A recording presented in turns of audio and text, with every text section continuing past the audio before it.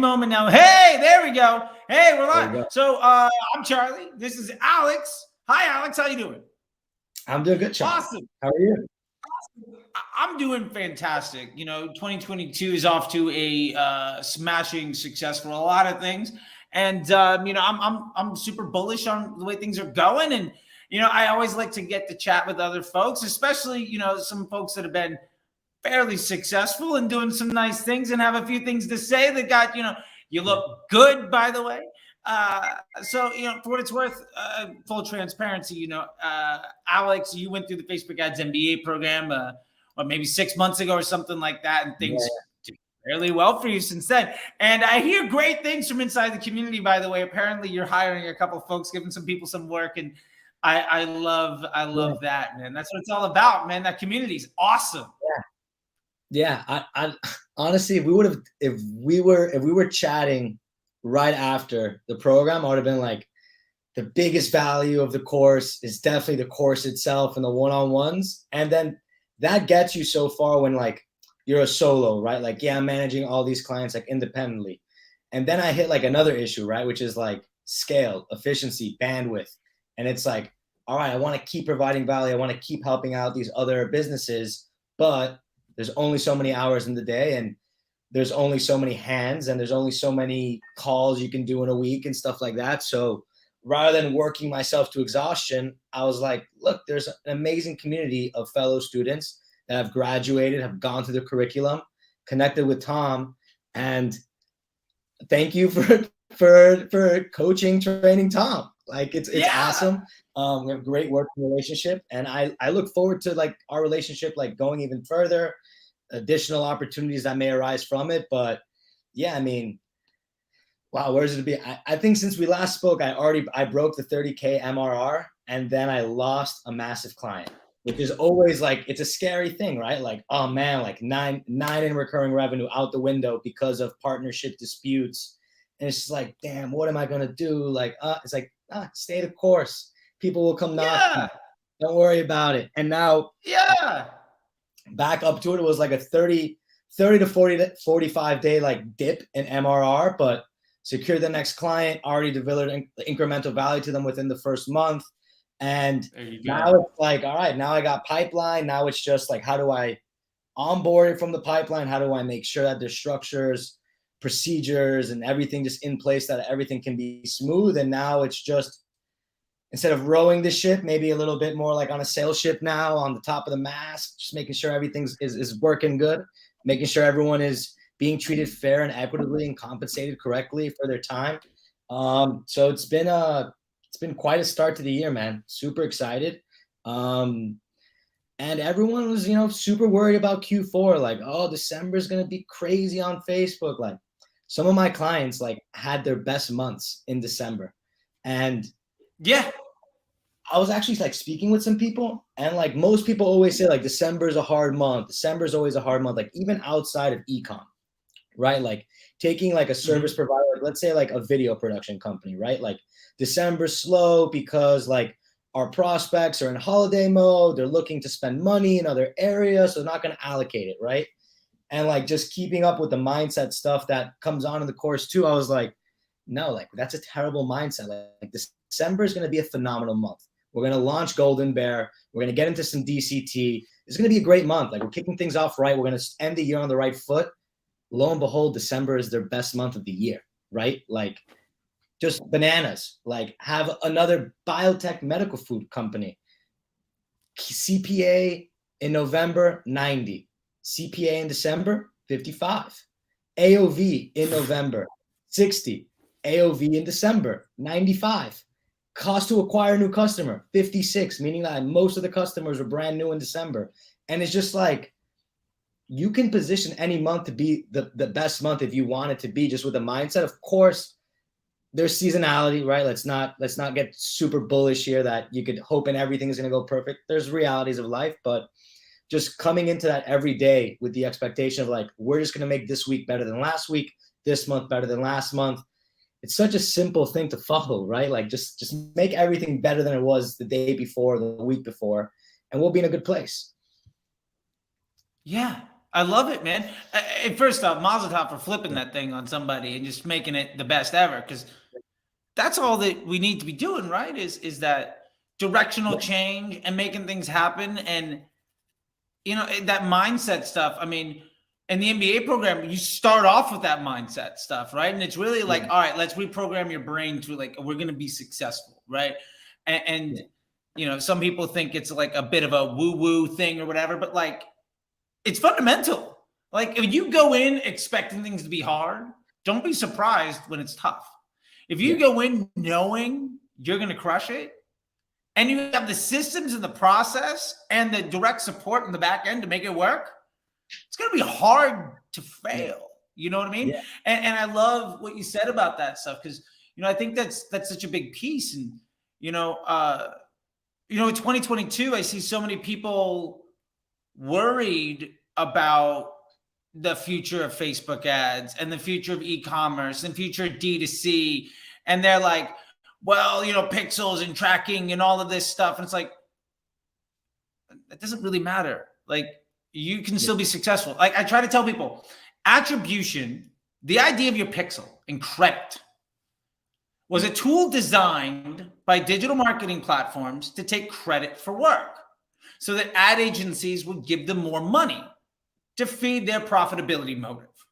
Yeah. Ultimately, ad agencies told clients this was a valuable thing so that they could get more money, so they could grow their business objectives.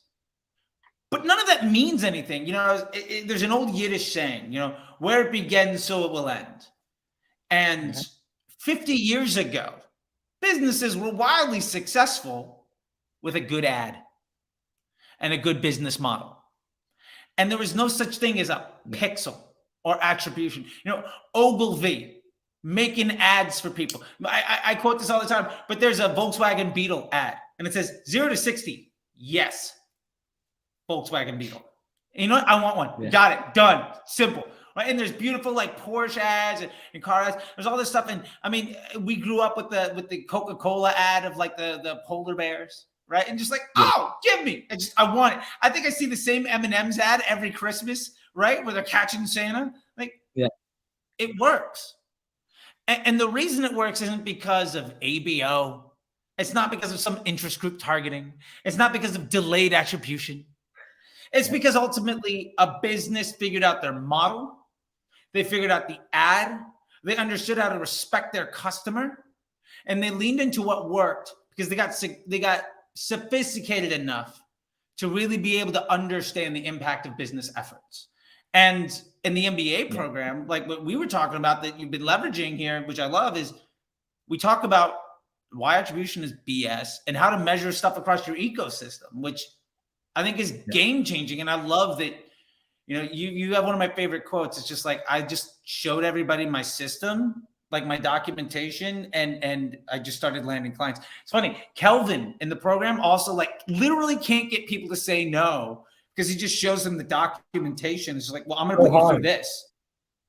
It's so hard. Really difficult. Yeah. It's so hard to say no. And like, also just another thing, right, that I got to give you credit for, and I'll give it to you on this live, right, which is just like, one, like understanding the value you deliver, right, and then like sticking to the price. Well, like I knew that I was at this price, right, but then when you're dealing with someone who, maybe wants a deal or whatever, or they just want 1,000 less or whatever less, and I just like, it doesn't even hurt to say no now because it's like, I can't even fulfill this. So like, even if you're not even at my price, like, no, like I can't do this. And like, it's even hard. Like when someone's like willing to pay the price, you're like, 30 days, like give me 30 days to find a system and a way to get this thing running for you. Like we'll get there.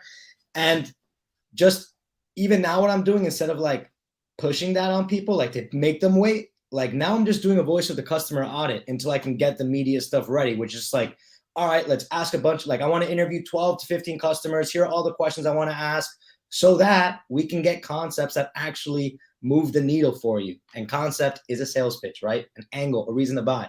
So it's literally talking to these customers and using their words. Because sure, even the company will give like, hey, here's the market research that we did. This is what we think it is. But it's like, yeah, but like that's a survey with like 4 responses. How many of them are open response? Like they also know they're getting interviewed by the company itself. Yep. So the amount of insights being able to be pulled from that, one, as a strategic way to make the ads more relevant to the audience, but two, as a way to also just like not bottleneck or give false expectations of when launch can happen, right? Because even if there's a client like, hey, I need you to be live in 2 weeks. It's like, well, unless we know what we're testing, like there's probably not a reason to start right now. Or like, what's the urgency to start right now, right? Like, if you're so urgent to start right now, like, why is it? Let's see if there's a placeholder solution for that right now. And hey, like if you're just looking to spend this money, like, can you just reserve it till the next 30 days? And like, let's just loop that in. So we have additional spend up front so that we're not really tight on budgets and trying to see how many concepts we actually have spend for. It's literally all like the mindset stuff. I was total woo-hoo-hoo, ha-ha-ha, Kool-Aid sipping like at the beginning. Sure. And it's really, it's just such a way of just approaching problems, right? Like just approach this problem. Like this is the answer. And understanding that you're not going to have the perfect answer every single time. Like there's a quote I actually recently heard, which is this is a good one for mindset for just anyone watching this in general, which is like, don't let someone's today be your yesterday or something like that. It's like, don't compare where you are versus where somebody is, because they were where you were months or weeks or days ago or years ago. So Don't compare yourself like that, but also don't wait for perfection. Like if it's good enough, just go. Yeah. You don't need to wait. If it's better than yesterday, why wait? Right. And like what I'll even tell, and it's like, you can think of it right as like a crunch, right? You can think of it from a mindset crunch of like, all right, wow, we don't have enough assets. The client's asking me like, how do I produce? Do I know someone who can produce more assets, or like how many assets need to be produced? And you can just frame that approach as like, you know what, actually, like, let's be very nimble and very strategic with your budget and your distribution right now. And let's actually see what the concept should be. Let's look at some of your assets and if they can be repurposed or reformatted in ways that can fit these concepts, and don't spend any money on production. And once we're done with this test and we can see what are some winning concepts, not even necessarily that they exit proving ground and they're winning elements, but we have a clear indicator that concept 1 through 2 are killing 3, 4, and 5, like just crushing it. Yeah. Let's wait till we get that data, so then you can spend the money on a quality production and know that's a good concept versus spending the money on a video production and then it didn't even stick. Like this doesn't even resonate with the audience, right? So, dude, yeah, I love that. I mean, I've dropped $100,000 to work with Kris Jenner. I've hired the Harmon brothers, and I lost my shirt both times. Yeah, I had a company where we got the receptionist to shoot a Instagram story in the kitchen, and that ad has made $3-4 million. For the same brand where we paid 6 figures, 7 figures to hire pros. Because at the end of the day, we did the research to understand it's not just crapshoot, right? Like there is a way of legitimately understanding what the market wants from you, right? Like Facebook's a market research tool. And I love that you mentioned that, because like going into the concepts, testing those things, validate the ideas that you have before making a big investment. Like you wouldn't just go into the stock market and throw $1 million at everything that somebody says is good. Like do some homework.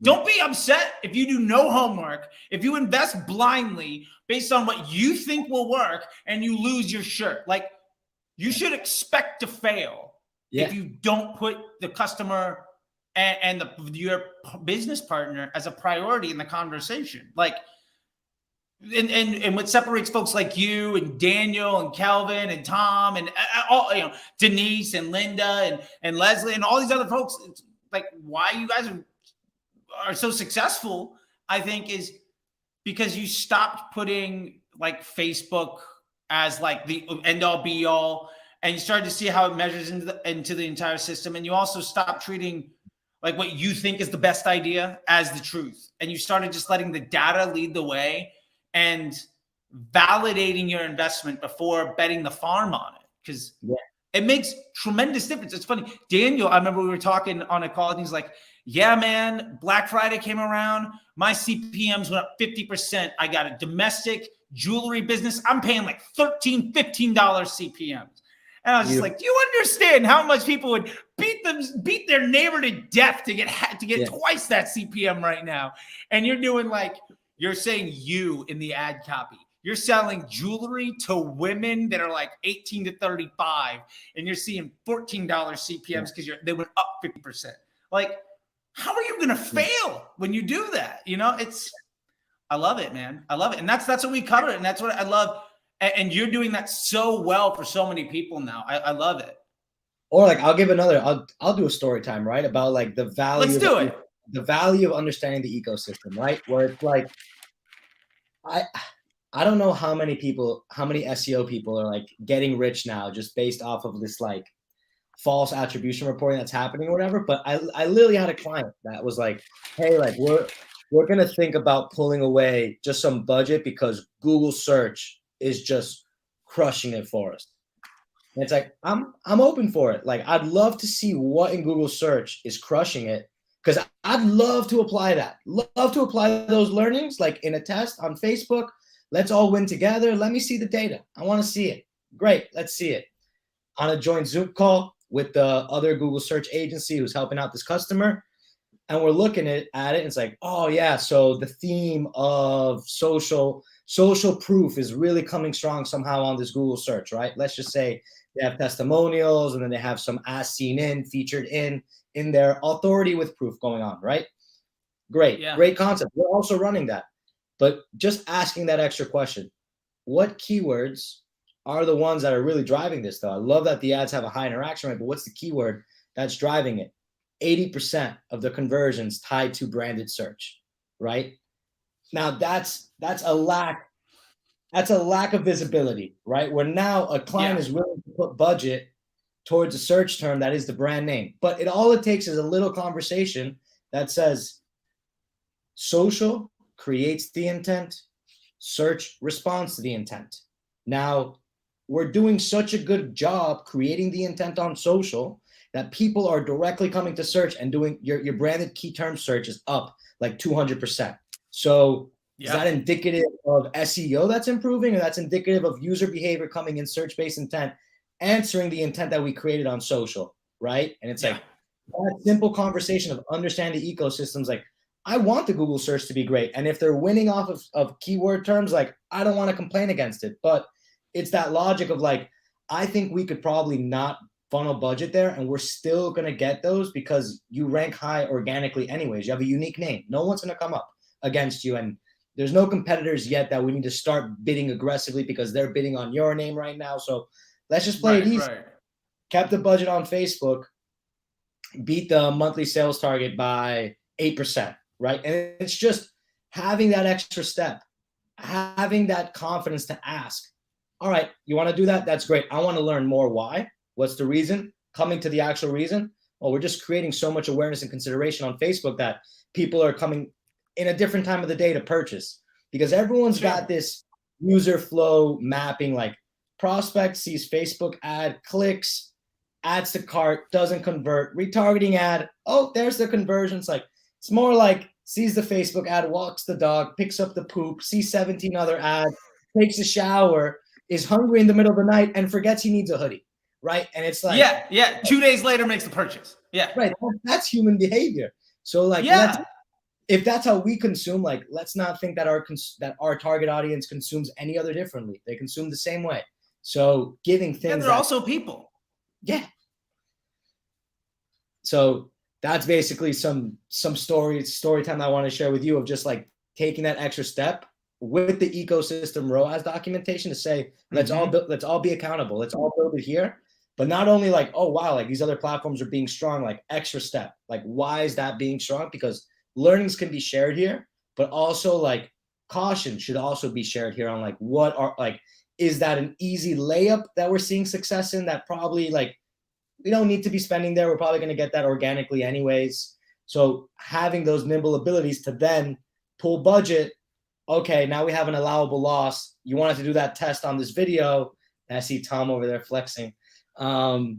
So yeah, just understanding that allowable loss, right? And then using that to test something that the client might have been a little bit iffy about, but now there's an allowable loss. Like, we can confidently test that and know that we'll be in a good place at the end of the month with all the financials, Sales isn't going to be upset. Finance isn't going to be upset. We're going to be good. Yeah, man, I love it. And the application of Golden Bear testing there, and the ecosystem ROAS, and that success protocol of all the communication, everything. I mean, that makes it so easy to be successful because you're removing all the ego. You're removing the ability to hide behind bullshit. And you are coming in completely open and willing to, like, if that works, great, because we're partners. Like, I want this to work. Right? Like, I don't need me to look good. I'll look like trash if it makes everything look great.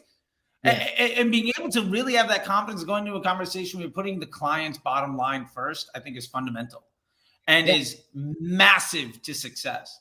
Yeah. And sometimes, yeah. No, go for it. I'm just getting. I was just going to say, like, I mean, with that in mind, in a couple minutes, I'd be super curious, like, where do you see things going this year? I think one of the big things that people are super interested in is like, well, 2021 was an anomaly, just like 2020 was, just like 2019. Like every year they're like, oh, well, this is things are still going pretty well. What do you think of, like, if you had to call your shot, maybe plant a flag or two in a couple minutes here, just like what 2022 looks like for you? I'm super curious because I'll tell you, I'm super bullish. And I had a great conversation with Alex P yesterday about, like, some of the future of some other platforms and stuff. But what do you think it's going to look like? Yeah. So I think the Facebook platform might become even better in 2022 because a lot of people are chasing shiny object syndrome right now. TikTok is pretty shiny. Connected TV is also getting really shiny right now. And not to talk negatively about both of those platforms, because I have campaigns running on 2 of those platforms as well for clients, because if it makes sense, it makes sense, right? And if there's a way to just get exposure there, whether it's top of funnel or using one of those platforms as a retargeting mechanism, whatever fits the right, product and service and audience and brand, it works. So one, I see Facebook becoming, not that it's going to become 2018, 2000, the early 2010s level. It's just not going to happen again. But I think it will become not as competitive as you have these other players going into these other spaces now, and dollars are going to be prioritized there as well. But I am bullish as well on, like, supplementing website traffic by driving sources from these other platforms. So TikTok, I was super, super bullish on, specifically pre-Black Friday and Cyber Monday, like, saw incredible success there. But what I've realized is the ad concepts on TikTok are very different from the ad concepts that work on TikTok are very different than the ad concepts that work on Facebook. What I've been seeing success with is, like, it's tough to discover a winning ad on TikTok trying to do your framework. Like, I'm literally trying, it's pretty similar. Like, you got the dynamic capabilities to upload a bunch of different assets together. Like, it's kind of there to do a similar framework. But what I've realized with the ads that work, it's the ones that are just picking up on a very popular trend immediately and are just kind of using, like one trend I've seen that's been very strong is when you actually use the first 3 seconds of a TikTok frame to be of the viral video, and then you insert your brand after those 3 seconds. So people are like, the intro, right? They actually think it's just a regular piece of content, like whatever the viral trend is. And then the brand comes in, and then you play off the sounds and you keep that going there. So finding partners that are in the creator sort of economy when it comes to TikTok has been powerful there, because, again, I don't know the insights. I don't have my ego. I'm not in TikTok every day. I wish I could, but the algorithm's really good. So I got to get off the app every once in a while. But leaning into that, right? And then something else that I've noticed, like, even connected TV has also been really strong, especially with a high ticket item, just because for some reason I've seen these lifts in AOV that a client will ask, like, what are you doing? Like, there is some black magic going on that the success, like, on January 12th, what did you do? Because it was just so wild, right? And it's like, well, we can't really, those type of questions, like, a sleazy guru would say, like, oh yeah, well, I did this on that day and that's what happened, or these testing results happened, and, like, they'll take credit for things. And it's just like, we honestly don't know why January 12th was a good day. Like, let's look though at some metrics to explore why. It's like, no, metrics are pretty aligned, like interaction rate if it's search, or click-through rates if it's Facebook, right? Like, pretty similar. Only thing else that we had is like, oh, but we've been running connected TV for 12 days. So maybe we're seeing a premium nature coming from connected TV that could be supporting people that have certain objections of, I don't trust this brand, but oh wow, now they're interrupting my Hulu show or my Roku show, and now I can see this, whatever it is. But we don't know for certain, right? And that's where the ecosystem ROAS.coms again, where now in January, we don't spend anything on connected TV the first 2 weeks to see if we take this channel away, how is it impacting it? Saw a slow dip. So not enough to say not to do it, but now we're like, all right, in the last 10 days of January, we're going to spend all the connected TV budget, see if we get that lift. All right, and then we're going to make our gut assumption there. And it's like, it's accepting it's okay to be in murky waters with a flashlight, right? Like we have a flashlight. It's not perfect. The water's still murky. We could see that it's murky. Let's acknowledge the murkiness. But like we're not totally in the dark here. Like we're shooting from the hip. But that just becomes like, what's your partnership with your client, right? We're like, now it's just daily sales trackers hitting my inbox every day so that we can confirm like, all right, what's coming on Facebook and what's coming on Google, TikTok, and TV. Here's where we have the source of truth. Just overall, week to week, are we better? And I think that a challenge that many people may experience if they're trying to apply these learnings is that if it's all in your head, it's still not going to come across. Like you need to communicate this to your client, like from day -1, like before you sign the contract, before you take their money, before any work starts to happen. It's a blended measurement with overall, right? Like include all the other players. Where it's like, how much are you spending on Amazon? I'm not doing your Amazon, but we need to throw this number in here to get you a source of truth. Yeah. And like the expectation of like, we might be in dynamic creative testing for like 2 months, and that's okay. That's okay. Yeah. As long as we're getting versions, it's okay. Like we may not exit proving ground for 6 months. That's okay. Like as long as it's better than last month, that's the importance, right? We may not know why this day was better than the other day, but that doesn't matter because what we're looking at is like, was this week better than last week? Was this month better than last month? So it's just, it sounds so terrible to say, is to condition your clients, right? That sounds terrible, I think. Oh, no, but absolutely. Like, no, but it's absolutely the truth. Yeah, like in the psychological sense, like conditioning them to get familiar because they've been hearing the BS that everyone else has been hearing too, that when they come across your content, they're like, oh, they have that aha moment. It's like, yeah, everyone has this BS in their head of like all this garbage and nonsense that's been going around. So it's like, just tell your clients from day one or your prospects from day one, like, this is why we do it this way. We're going to do it on a blended approach. We want all parties involved. And then once you have that conversation, when they come back and they're like, you're the unicorn that absolutely crushed it for us, which I had a client that at the end of their like December year, they had like a all hands board meeting to talk about 2022 before Christmas. And I didn't make that one because I was on vacation, but they literally, I got quoted by the CMO. It was like, oh, Alex, like our unicorn guys, like, cause we lifted sales from 60K the month prior to 90,000. And then the following month, their goal was 100. We hit 108. Now the goal in 2 months is 130. And I'm like, that's an ambitious goal. Let's bring down the expectations, right? Like, because they think that there's this unicorn activity going on. And what I told them is, guys, I'm not a unicorn. Like all the copy that was developed, like it was your foundational copy, which we just put through a conversion copywriter just to tweak a little bit. But you guys knew the direction you guys were going into. And the assets, I'm just repurposing them and putting them under different content themes.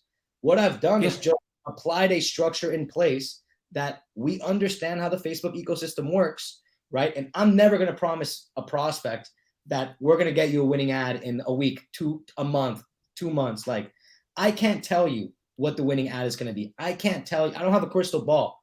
But what I do have is a framework to discover what the lottery winning number is, the lottery winning post ID is, right? Like I have a framework to get there. So as long as you're on board with the framework to get there, then we're going to be in a great place. And literally solid. And what's shocking is that when a client gives you a compliment and you give it back to their team, just more compliments follow, right? Where it's like, if you were denying the compliments, more are just going to sort of magnetize towards you. It's like, no, guys, like I gave kudos to their entire like marketing associate, analyst, coordinator. I'm like, look, it's Katie and Joe and Jimbo. Like you guys are the guys that made this happen. Like you guys have been working on this for 6 months. I just came in for the last 30 days and just reorganized the ad account structure and gave us a testing methodology and framework and a roadmap that we're following. But this is you guys. Like, this is a teamwork that made this happen. I love it, man. Yeah, I mean, that's everything. And I feel like we could talk forever. I'm gonna have to get you on the D2C coffee shop if that's all right with you, because let's do it. I want to chop it up forever. I gotta go to a client call here in just a second, and so I want to do this. One, say thank you so much, and two, let me leave the opening to the end of this just to be like, let me leave you the table to like let people know how to talk with you. If people are interested in how to get in touch with you or how you got to this point, like let me leave that last word to you, and I'll start with just saying thank you so much again. I miss our chats, and I can't wait to do more of them. And thank you so much, man. Yeah, me too. I'd say ways to get in touch with me. Like, I'm most active on LinkedIn, and things that apply to success is like whether you take Charley's course or you're in another course or whatever you're doing, you're weighing it out. It's like you can learn in the moment, but then you have to keep learning. So something I'm actually doing on LinkedIn is I'm hosting a marketing book club, right? Because you can't ever stop learning. So we got all these books that we're reading together as a community about building positive habits, understanding consumer behavior. You know, Malcolm Gladwell, Ogilvy's here. We got Jonah Berger, like a ton of like very, very strong psychology, marketing driven individuals that know what they're talking about. And we don't know what we're talking about, but these guys do. But we do know what we're talking about once we read them and come into a community and learn together. So if anyone's a reader, wants to get involved in a marketing book club, hit me up on LinkedIn. The community is not built yet. We're building it as we speak. But hey, if anyone's interested, love to have them in. And I love it, man. Florenzi, just as it is down there. I know it's a tough last name to spell, but find me on LinkedIn. Yeah, well, they got the screenshot here. And you know, send me the link, and I'll make sure it's in the description as soon as we go live with all this stuff. So, and it lives in perpetuity. But look, man, I loved having chats with you. You're one of a lot of success stories that we have out of the MBA program. And dude, I can't wait. And I've got some other stuff brewing for some alumni shit. I know you've been waiting, and I got some stuff to chat with you about. I know you're ready. I know you're ready. It's going to be great. But hey, dude, I got to let you go. I got somebody waiting. I'm a few minutes late on another great thing that I'm working with somebody else in the program. So I will see you later, man. Thank you so much. A blessing as always to chat with you. Thank you. And best of luck to you, man. Enjoy life out there. You look good, buddy. You look good. New Orleans did you well. I love the Zen. I love the garden behind you. All right, Charley. Be well. And likewise. Thank you, man. Bye-bye. I'll see you, buddy. Bye.